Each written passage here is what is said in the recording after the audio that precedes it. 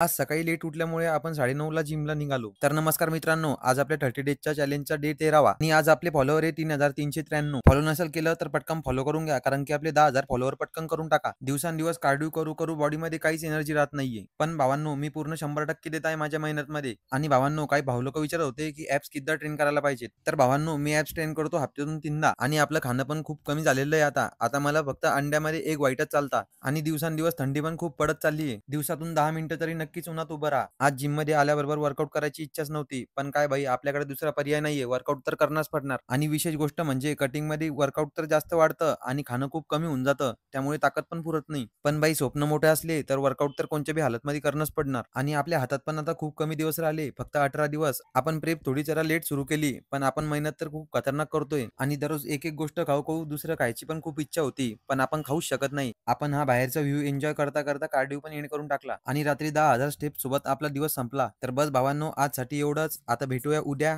आणि फॉलो करून घ्या.